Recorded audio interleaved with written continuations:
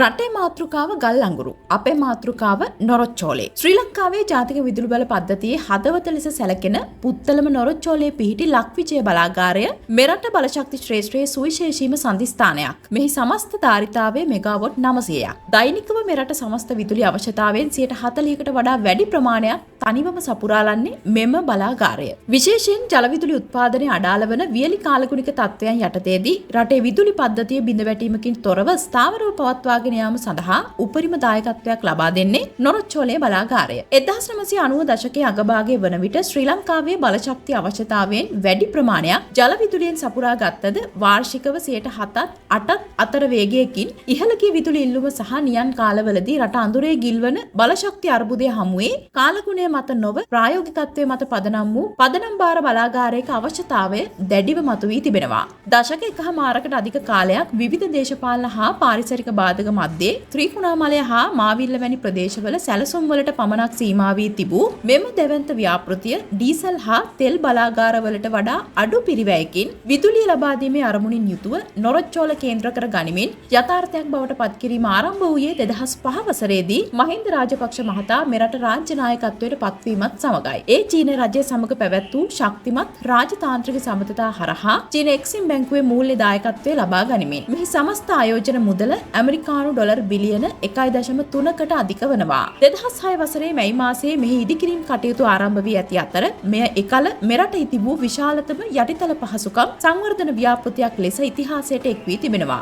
බලාගාරයේ සැලසුම්කරණය සහ ඉදිකිරීම් කටයුතු සිදු කර තිබෙන්නේ ලොව ප්‍රමුඛ පෙළේ බලශක්ති සමාගමක් වන චයිනා මැෂිනරි ඉංජිනේරින් කෝපරේෂන් ආයතනය විසින්. මෙහිදී ගොඩබිම් ඉදිකිරීම් වලට අමතරව ගැඹුරු මුහුදේ සිට ගල් අඟුරු ප්‍රවාහනය සඳහා අවශ්‍ය වන ජැටිය සහ වාහක පටි පද්ධති නිර්මාණය කිරීම විශේෂිත ඉංජිනේරුමේ ජයග්‍රහණයක් ලෙස සැලකෙනවා. ප්‍රධාන අධියර දෙකක් යටතේ ඉදිකිරීම් සිදු කළ මෙහි පළමු අධියර 2006 වසරේදී ආරම්භ වූ අතර එවගින් මෙගාවොට් 300ක ධාරිතාවකින් යුතුව ඉදිකිරීම් අවසන් කර 2011 වසරේ මාර්තු 22 වෙනිදා එවකට ජනාධිපති මහින්ද රාජපක්ෂ මහතා අතින් එම අධියර නිල වශයෙන් ජනතා අයිතියට පත් කර තිබෙනවා. ඒ නොරොච්චෝලේ ලක්විජය විදුලි බලාගාරය ශ්‍රී ලංකාවේ ප්‍රථම ගල් අඟුරු බලාගාරය ලෙස මෙරට ඉතිහාසයට එක් කරමින් අනතුරුව මෙහි දෙවන අධියර යටතේ මෙගාවොට් 300 බැගින් තවත් ඒකක දෙකක් ස්ථාපිත කර තිබෙනවා. එහි ඉදිකිරීම් කටයුතු 2014 වසර වන විට සම්පූර්ණයෙන්ම අවසන් කර ඇති අතර එම වසරේ සැප්තැම්බර් මාස 16 වන දින එවකට මෙරට සංචාරයක නිරත වූ චීන ජනාධිපති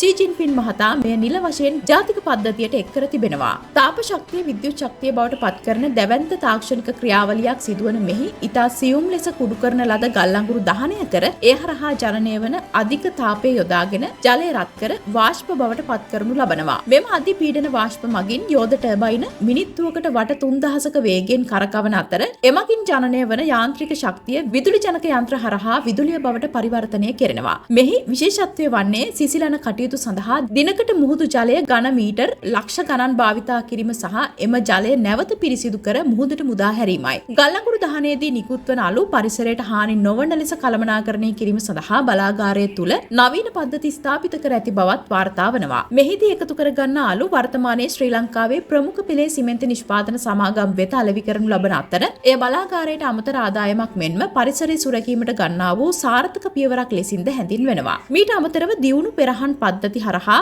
වාතයට මුදා හරින දුමාරය පිරිසිදු කිරීම මගින් පරිසරයට සිදුවන බලපෑම් අවම කරමින් බලාගාරයේ ක්‍රියාවලිය වඩා තිරසාර මට්ටමකින් පවත්වාගෙන යන බවත් වාර්තා වනවා.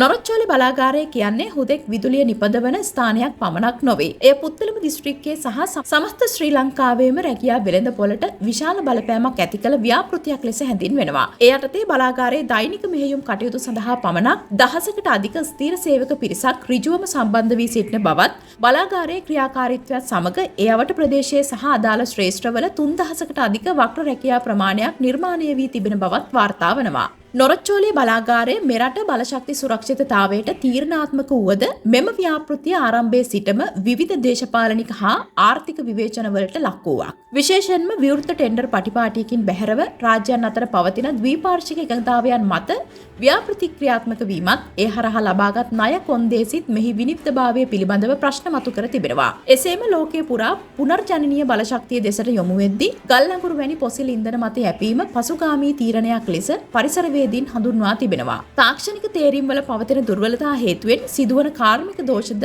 මෙම බලාගාරයේ කෙරෙහි එල්ලවන ප්‍රබල විවේචනයක් වනවා.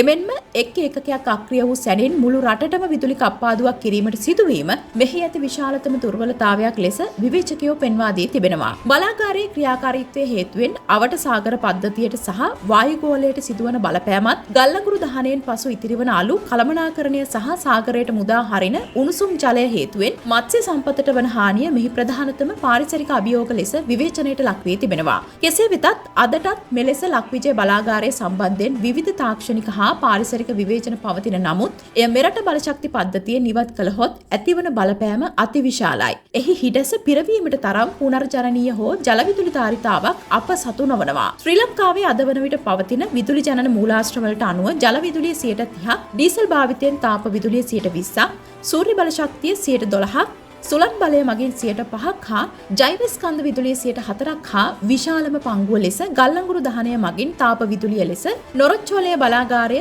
ජාතික විදුලි ඉල්ලුමෙන් 40%කට ආසන්න ප්‍රමාණයක් සපයනු ලබනවා. ඉතින් නොරොච්චෝලය බලාගාරය කියන්නේ අඩුපාඩු මැද්දේ වුවද මෙරට බලශක්ති ශ්‍රේෂ්ඨයේ පොඳු නාරටිය බඳ වූ ව්‍යාපෘතියක් ලෙස හඳුන්වන්න පුළුවන්. වර්තමාන තත්ත්වය අනුව මෙය නොතිබුණේ නම් ශ්‍රී ලංකාව බලශක්ති අතින් ස්වයංපෝෂිත වීමට වඩා තවමත් අන්ධකාරයේ ගිලුණු ආර්ථික වශයෙන් දැඩි පීඩනයකට ලක් වූ රාජ්‍යයක් බවට පත්වීමට ඉඩ තිබුණා. ශ්‍රී ලංකා මහ බැංකුවේ සහ මහජන උපයෝගිතා කොමිෂන් සභාවේ දත්තවලට අනුව නොරොච්චෝලේ බලාගාරය මෙරට බලශක්ති පිරිවැය කළමනාකරණය කිරීමේ ලාභදායීම උපාය මාර්ගික සාධකයක් ලෙස හැඳින්වෙනවා. ඒ රටේ කාර්මික නිෂ්පාදන පිරිවැය ස්ථාවරව තබා ගැනීමටත් ඉන්ධන ආනයනය සඳහා වැයවන අතිවිශාල විදේශ විනිමය ප්‍රමාණයක් ඉතිරි කර ගැනීමටත් ඍජුවම දායක වනවා. සරලවම නොරොච්චෝලේ ලක්විජය බලාගාරය කියන්නේ වර්තමාන ශ්‍රී ලාංකේය ආර්ථිකයේ ස්ථාවරත්වය තීරණය කරන ප්‍රධානතම යටිතල පහසුකම් ව්‍යාපෘතියක් ලෙස හඳුන්වන්න පුළුවන්. කෙසේ හෝ ශ්‍රී ලංකාව මේ වන විට 100%කට ආසන්න විදුලි ආවරණයක් සහිත කලාපීය මට්ටමින් ඉහළම මට්ටමක පවතින රටක් ලෙස හැඳින්වෙනවා.